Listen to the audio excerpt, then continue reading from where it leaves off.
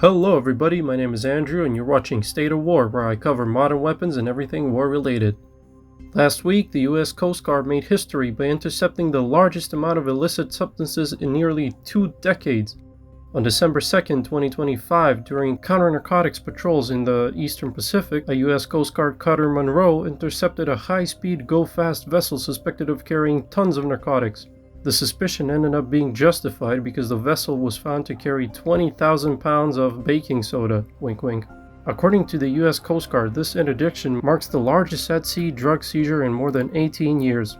In this clip you can see the vessel moving across the water at high speeds. The vessel appears to be completely autonomous.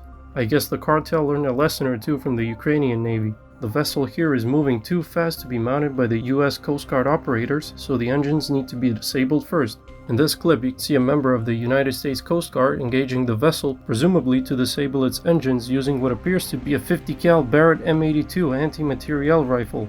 While you watch these clips, let me explain the gravity of the situation at hand.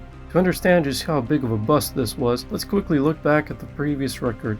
In March 2007, the Coast Guard cutters USCG Shipment and USCG Hamilton intercepted the Panamanian-flagged vessel Gatun, where they discovered tens of tons of snow, again wink wink.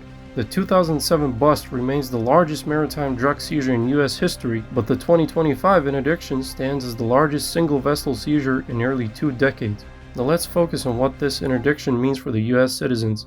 If we assume that 1.2 grams of the substance is equal to 1 lethal dose, 20,000 pounds could potentially lead to 7 million overdoses. Now of course not everyone's going to overdose, but in sheer numbers that's what it means. The interesting fact is that this seizure is only 4% of all drugs intercepted in the year 2025. I feel like that highlights just how big of a drug problem USA has at hand. For the senders, the seizure represents a loss of revenue of about $72 million.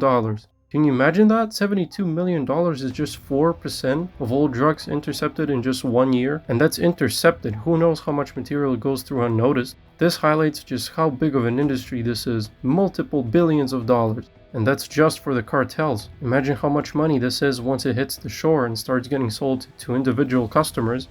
Yeah. Once the engines were disabled, the Coast Guard approached the vessel and began mounting it. Operations like this are part of a much larger campaign in the Eastern Pacific, an area responsible for up to 70% of all drug smuggling routes heading towards the United States.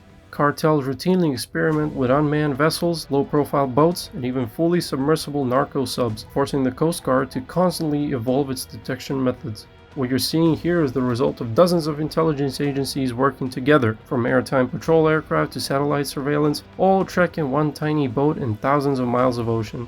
These interdictions also have a ripple effect. Every shipment seized increases cartel operating costs, forcing them to rebuild logistics networks, find new smuggling crews, and replace lost equipment. Most importantly, every load like this taken off the water means fewer drugs hitting the American streets, fewer lives destroyed, and fewer communities dealing with the fallout of cartel trafficking. If you want to see more videos breaking down the latest in modern weapons and warfare, make sure to hit that subscribe button and ring the bell for notifications. Thanks for watching, I'll see you next time. State of War out.